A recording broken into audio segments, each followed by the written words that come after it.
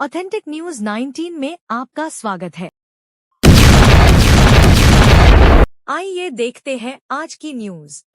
ಇಂದಿನ ದಿನ ಡಾಕ್ಟರ್ ಬಾಬಾ ಸಾಹೇಬ್ ಅಂಬೇಡ್ಕರ್ ಅವರ 135ನೇ ಜನ್ಮದಿನವನ್ನ ಇಡೀ ದೇಶಾದ್ಯಂತ ಇಡೀ ವಿಶ್ವದಾದ್ಯಂತ ಇವತ್ತು ಆಚರಣೆಯನ್ನು ನಾವು ಮಾಡ್ತಾ ಇದ್ದೇವೆ. ಡಾಕ್ಟರ್ ಬಾಬಾ ಸಾಹೇಬ್ ಅಂಬೇಡ್ಕರ್ ಅವರು ಬರೆದುಕೊಟ್ಟಿರ್ತಕ್ಕಂಥ ಸಂವಿಧಾನ ಇವತ್ತು ಇಷ್ಟು ಅದ್ಭುತವಾಗಿರ್ತಕ್ಕಂಥ ಸಂವಿಧಾನ ಅಂದ್ರೆ ಜಗತ್ತಿನಲ್ಲಿ ಅತಿ ಶ್ರೇಷ್ಠವಾಗಿರ್ತಕ್ಕಂಥ ಸಂವಿಧಾನ ಅಂದ್ರೆ ಡಾಕ್ಟರ್ ಬಾಬಾ ಸಾಹೇಬ್ ಅಂಬೇಡ್ಕರ್ ಅವರು ನಮ್ಮ ಭಾರತ ದೇಶಕ್ಕಾಗಿ ವಿಶೇಷವಾಗಿ ತಮ್ಮ ಎಲ್ಲ ಆಸ್ತಿಗಳನ್ನು ಇಟ್ಕೊಂಡು ಬರೆದಿರ್ತಕ್ಕಂಥ ಸಂವಿಧಾನ ಅತಿ ಶ್ರೇಷ್ಠವಾಗಿರ್ತಕ್ಕಂಥ ಸಂವಿಧಾನ ಅನ್ನುವಂಥದ್ದನ್ನು ಕೂಡ ನಾವು ಎಲ್ಲರೂ ನಂಬ್ತೇವೆ. ಇವತ್ತು ಅದೇ ಸಂವಿಧಾನದಲ್ಲಿ ಏನು ಅಂಬೇಡ್ಕರ್ ಅವರು ಬರೆದಿರ್ತಾರೆ ಅದರ ಅನುಗುಣವಾಗಿ ಇವತ್ತು ಒಬ್ಬ ಛಾಯೆ ಮಾಡತಕ್ಕಂಥ ವ್ಯಕ್ತಿನೂ ಕೂಡ ಈ ದೇಶದ ಪ್ರಧಾನಮಂತ್ರಿ ಆಗಲಿಕ್ಕೆ ಸಾಧ್ಯ. ಬುಡಕಟ್ಟು ಜನಾಂಗದಿಂದ ಬಂದಿರತಕ್ಕ ಒಬ್ಬ ಮಹಿಳೆ ಈ ದೇಶದ ರಾಷ್ಟ್ರಪತಿ ಆಗಲಿಕ್ಕೆ ಸಾಧ್ಯ.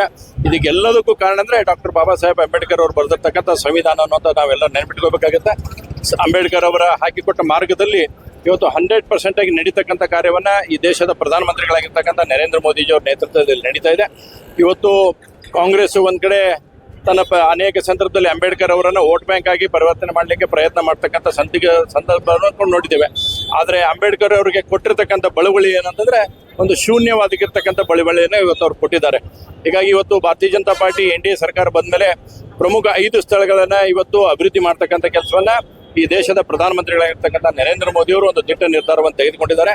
ಅಷ್ಟೇ ಅಲ್ಲ, ಇವತ್ತೇನು ಅವರ ಕನಸಿತ್ತು ಆ ಕನಸನ್ನು ನೆನಸು ಮಾಡುವಂಥ ನಿಟ್ಟಿನಲ್ಲಿ ನರೇಂದ್ರ ಮೋದಿಯವರು ಮುನ್ನುಗ್ತಾ ಇದ್ದಾರೆ ಅಂತಕ್ಕಂಥ ಮಾತನ್ನು ಈ ಸಂದರ್ಭದಲ್ಲಿ ಹೇಳಕ್ಕೆ ಇಷ್ಟಪಡ್ತೀನಿ.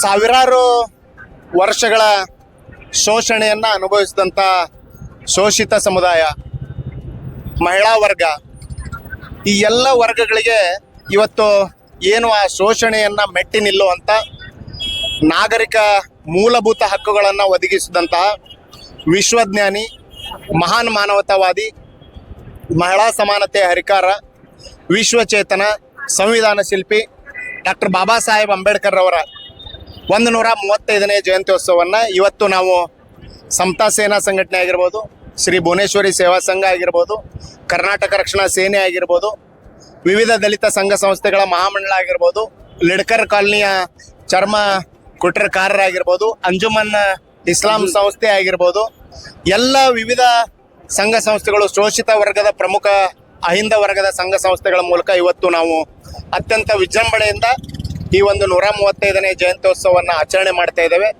ಈ ಸಂದರ್ಭದಲ್ಲಿ ಇವತ್ತು ಕೇಂದ್ರ ಸರ್ಕಾರ ಮಹಿಳಾ ಮೀಸಲಾತಿಯ ಬಿಲ್ಲನ್ನು ಪಾಸ್ ಮಾಡುವಂಥ ನಿಟ್ಟಿನಲ್ಲಿ ವಿಶೇಷ ಅಧಿವೇಶನವನ್ನು ಕರೆದದ. ಮಹಿಳಾ ಸಮಾನತೆಯ ಪ್ರಥಮ ಕನಸನ್ನು ಕಂಡಿದ್ದು ಡಾಕ್ಟರ್ ಬಾಬಾ ಸಾಹೇಬ್ ಅಂಬೇಡ್ಕರ್ ಅವರು.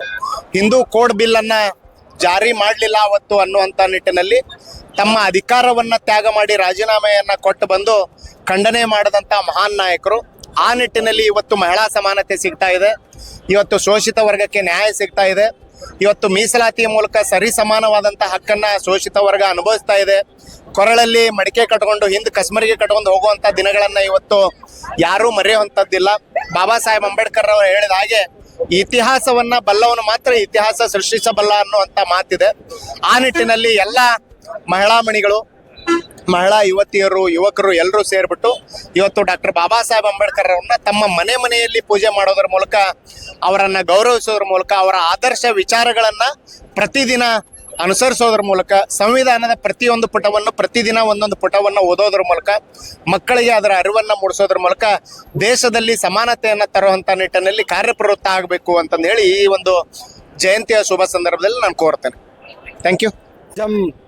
पूरे विश्व में, सिर्फ भारत में नहीं, पूरे विश्व में बाबा साहेब, भारत रत्न डॉक्टर बाबा साहेब जी के 135th बर्थ एनिवर्सरी मना रहे हैं. इस मौके पर हम सब लोग जो जिन बाबा साहेब अम्बेडकर साहब जिस उनके समय में सिर्फ देश को एक संविधान नहीं दिया, पूरा देश को, विश्व को दिखाया कि भारत में हम सब लोग एक है, सब लोगों को मौका मिलना चाहिए.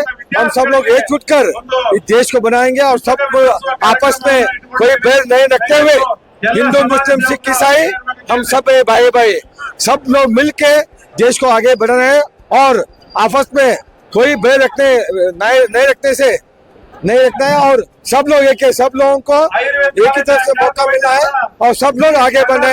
इतना कहते हुए हर एक बार, हर एक मर्तबा हम बाबा साहेब को अपना नमन समझते हैं. धन्यवाद. सन्मान्य ಡಾಕ್ಟರ್ BR ಅಂಬೇಡ್ಕರ್ ಅವರು ಮಾಡಿದ ನೀತಿ ತತ್ವಗಳನ್ನು ಪಾಲನೆ ಮಾಡೋದು ಇವತ್ತು ಅವಶ್ಯವಾಗಿದೆ. ಡಾಕ್ಟರ್ ಅಂಬೇಡ್ಕರ್ ಅವರು ನೀಡಿದಂಥ ಒಂದು ಸಂವಿಧಾನದಿಂದ ಇವತ್ತು ಕೋಟ್ಯಾಂತರ ಲಕ್ಷಾಂತರ ಜನ ಇವತ್ತು ಸಮಾನತೆಯ ಸಹಬಾಳ್ವೆಯನ್ನು ಕಾಣುವಂಥ ಸ್ಥಿತಿಯಲ್ಲಿದೆ. ಆದರೆ ದುರಾದೃಷ್ಟ, ಯಾರು ಅಂಬೇಡ್ಕರ್ ಅವರ ಹೆಸರಿನಲ್ಲಿ ಅಧಿಕಾರಕ್ಕೆ ಬಂದಿದ್ದಾರೋ ಅವರೇ ಅವರ ನೀತಿ ತತ್ವಗಳನ್ನು ಮಾಡದೇ ಇರೋದು ಖೇದದ ಸಂಗತಿಯಾಗಿದೆ. ಅದಕ್ಕೆ ನಾನು ಇವತ್ತು ಹೇಳ್ತಾ ಇದ್ದೇನೆ, ಅಂಬೇಡ್ಕರ್ ಅವ್ರ ನೀತಿ ನಿಜವಾಗಿ ಜಾರಿಗೆ ಬರಬೇಕಾದ್ರೆ ಅವ್ರ ನೀತಿ ತತ್ವಗಳನ್ನು ನಾವೆಲ್ಲ ಪಾಲನೆ ಮಾಡಬೇಕು. ಬಾಬಾ ಸಾಹೇಬ್ ಅಂಬೇಡ್ಕರ್ ಅವರ 135ನೇ ಜಯಂತಿ ಆಚರಿಸಲಾಗ್ತಾ ಇದೆ. ಇದು ಬಹಳ ಪವಿತ್ರವಾದಂಥ ಜಯಂತಿ. ಮಾನವ ಕುಲಕೋಟಿಗೆ, ಭಾರತಕ್ಕೆ ಮತ್ತು ಅಂತಾರಾಷ್ಟ್ರ ಮಟ್ಟಕ್ಕೆ ಬಾಬಾ ಸಾಹೇಬರ ಜಯಂತಿ ಬಹಳ ಘನವೆತ್ತವಾದಂಥ ಜಯಂತಿ. ಅದನ್ನ ಬಹಳ ಸಣ್ಣ ಮಾತಿನಲ್ಲಿ ನಾವು ಹೇಳಬಾರ್ದು. ಅದು ಮೇರು ಪರ್ವತದ ವ್ಯಕ್ತಿತ್ವ, ನಮ್ಮ ಭಾರತದ ಗಗನಚುಕ್ಕಿ ಬಾಬಾ ಸಾಹೇಬ್ ಅಂಬೇಡ್ಕರ್ ಅಂತ ಒಬ್ಬ ಪುಣ್ಯಾತ್ಮನ ಜಯಂತಿ. ಅವರೇನೋ ಕಷ್ಟಪಟ್ಟು ಮೇಣದ ಬತ್ತಿ ತನ್ನನ್ನು ತಾನು ಸುಟ್ಟುಕೊಂಡು ಮನೆಗೆ ಬೆಳಕು ಕೊಡುವಂತೆ ಬಾಬಾ ಸಾಹೇಬ್ ಅಂಬೇಡ್ಕರ್ ಅವರು ತಮ್ಮ ಜೀವಿತಾವಧಿ ಕೊನೆಯವರೆಗೂ ತಮ್ಮನ್ನ ತಾವು ಸುಟ್ಟುಕೊಂಡು ಹಿಂಸೆ, ಅವಮಾನ, ಜಾತೀಯತೆ ಎಲ್ಲಾ ರೀತಿಯ ಶೋಷಣೆಗಳನ್ನ ಅನುಭವಿಸಿದ ಮೇಲೆ ಕೂಡ ವಿಚಲಿತರಾಗದೆ ಇವತ್ತು 36,000 ಗ್ರಂಥಗಳನ್ನ ಓದಿದ ಪಾಂಡಿತ್ಯ ಬಾಬಾ ಸಾಹೇಬರಿಗಿತ್ತು.